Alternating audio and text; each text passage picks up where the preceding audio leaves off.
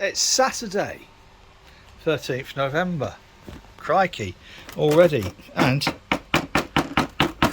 these are some of the apples. We think they're Granny Smith's or Golden Delicious or something, I don't know. Charlotte recognised them anyway.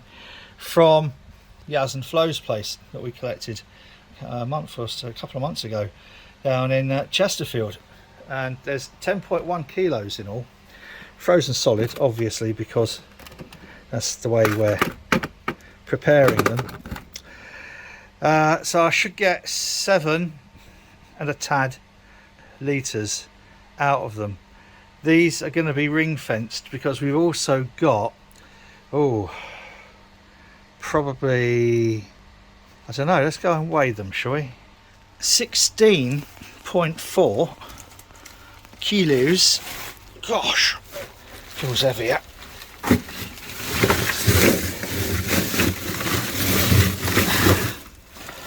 Of Egremont russets. So I reckon those and these will give us a batch of cider in its own right, as it were. Wait until they've defrosted. They'll definitely change colour by the time they're defrosted. But we'll get those pressed tomorrow, Sunday. A day later, and after pressing that lot, this is what we're left with. And as you can see, I'm still not getting the perfect press. So, which does, sometimes I'm managing to get like a real, sort of like almost a wafer thin, and other times there seems to be an awful lot of wastage. I did get 7 litres, which is good, possibly a little bit more than 7 litres, but I still think, just looking at these, there was scope for more. So next year I'm going to build a scratter to shred them all.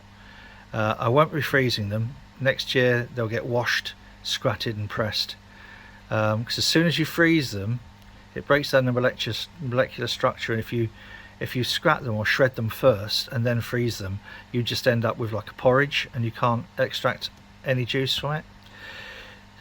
So there we go though. And these, once they're dried, will be like this. Doggy treats. Do you like? Oh.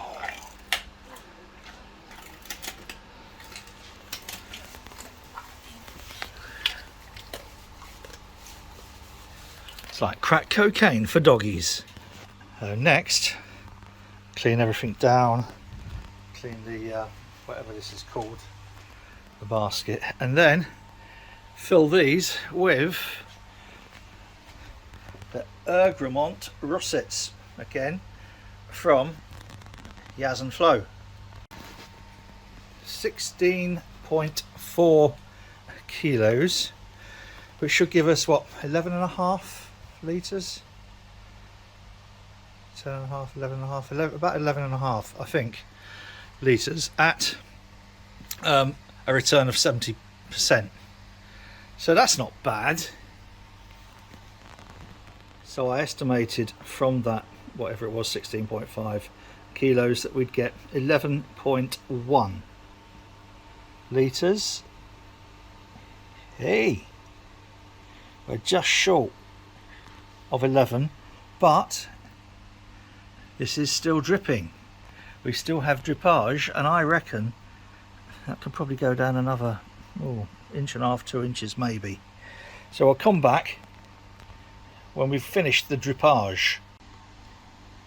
Well, that's exceeded my expectations. So about 8%, 7.2 to 8% ish, because I haven't worked it out, up on my estimate, and it's still dripping, but I think I'm just going to stick that in the freezer now.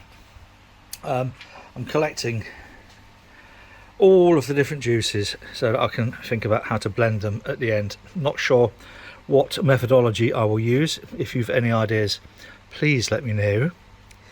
underneath in the comments. That'd be great. I've got another 12.6 ready for tomorrow to be squished it out tomorrow. I reckon we could end up with anywhere between 4 and 6 kegs of really good cider at the end of this, or 4 to 6 kegs of really good vinegar at the end of this. But it will be free for members to come and taste. We'll have a tasting evening for members and for people who've contributed who aren't members. So people like Yaz and Flo, you guys are very welcome to come and join us for our tasting evening.